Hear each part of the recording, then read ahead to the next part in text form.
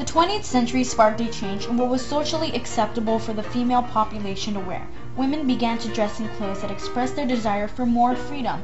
As the years passed by, the image of women continued to change in terms of their public appearance.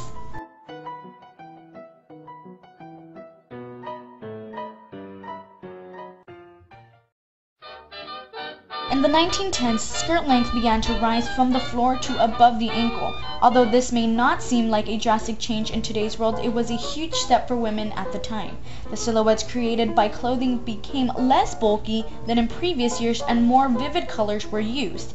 Hairstyles changed as well, from long hair and buns to more practical bobs with smaller hair accessories. The 1920s busted in with an eruption of music and dance that would set off a wave of more simply styled clothing for women.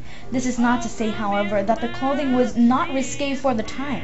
The shapeless tube dresses with a hip-level waistline and a skirt barely covering the knees were considered scandalous to the conservative majority of the population.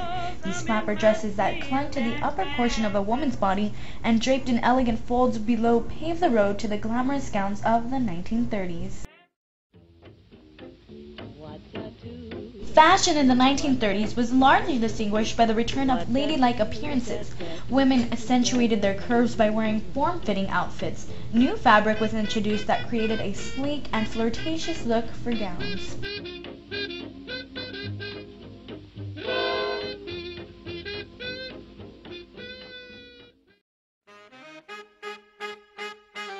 Due to the war in the 1940s, a uniform look became popular. This included short skirts, padded shoulders, and tailored seams. At this time, women preferred these clothes more because they were too busy with their jobs and helping out in the war.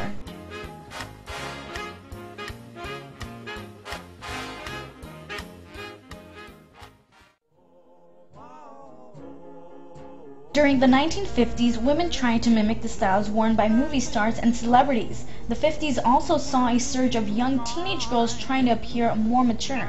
In addition, this era marked a great emphasis on the return of full skirts and cinched waistlines. Just a fool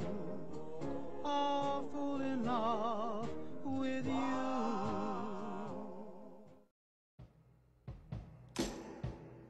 The 60s delivered a more vibrant era of style. First Lady Jacqueline Kennedy brought upon a new trend. Women all over the country began wearing the pillbox hat that Mrs. Kennedy made famous, mimicking her cosmopolitan attire.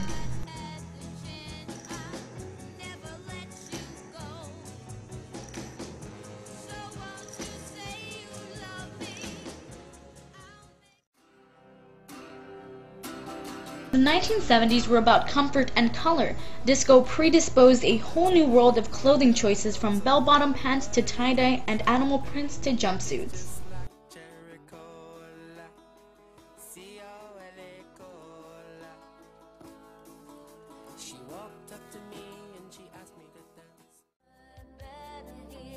In the 1980s, music icon Madonna influenced the music world as well as the fashion world. The use of fabrics that were easy to care for, stretchy leggings, skirts, off-the-shoulder sweatshirts, headbands, and bracelets became extremely popular. 1990s fashion was quite different. The look followed the dress-down style previously seen, but added a sleek appearance to it. Women began to wear shorter skirts and comfortable athletic clothing. The pantsuit also became a distinct trend at this time. Another very popular style at the time was known as grunge.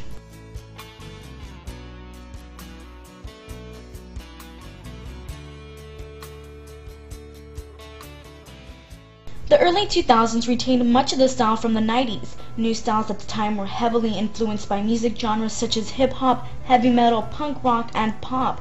Not only that, but most fashion of this era can be classified as a combination of trends dating back 40 years.